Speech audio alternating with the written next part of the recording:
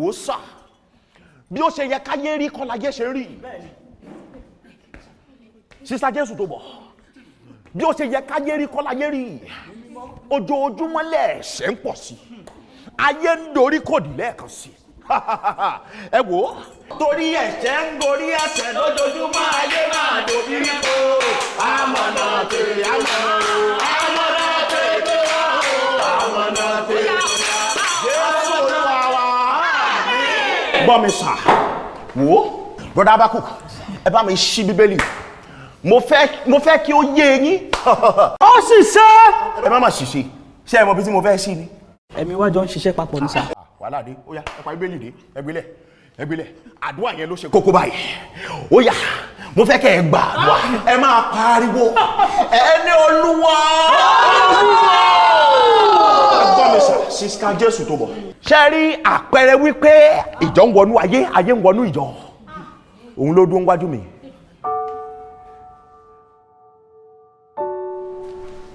Brother Titus sir kí lẹ wọ̀ wá sínú pàdé àdúrà yìí.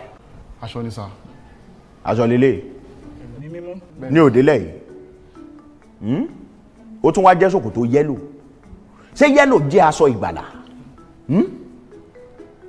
káti ẹ̀ sọ wípé iwájú ilé aṣẹ́wó láti wàásù fún yín tẹ́ fi gba Jésù so wá yẹ kẹ́ ẹ gbé ìwàánú ayé wá sínú ìjọ tẹ́ ẹ lè fi kalẹ̀ sẹ́nu ẹnu ọ̀nà lẹ̀ káti ẹ̀ ní pé Titus lórúkọ yín so yẹ kí apá aṣọ yín jọ tẹja ẹ wo bẹ́ẹ̀ ṣe róòlù ẹ̀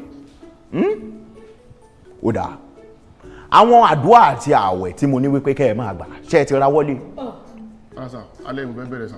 ẹsẹ̀ máa bẹ̀rẹ̀ àwẹ̀ lálẹ́ ẹ brother Abakuk sister orí ọ̀fẹ́ wọ́n fẹ́ bẹ̀rẹ̀ àdúrà àti ààwẹ̀ lálẹ́ lẹ́yìn tó jẹun àárọ̀ tó ń jẹ tọ̀sán tán àbájọ tẹ́ ẹ kúnlékún náà bí ẹrù olè ẹ wo kùn bí skul báàgì ọmọdé sister Comfort ṣe bí wọ́n máa ń sọ wípé ẹ̀sìn iwájú ni tẹ̀yìn wò sáré. ọ̀dà Theophilus ó sú mi o. àwọn ò tí ẹ̀ wẹ́sìn ẹ̀gbẹ́ sáré. àwa tẹ́ ẹ bá nú ìgbàgbọ́ ló yẹ kẹ́ ẹ máa wò sá. ẹ wò wá ẹ wò mí ẹ wo bí mo ṣe fit agbára àdúrà ni àti ààwẹ̀.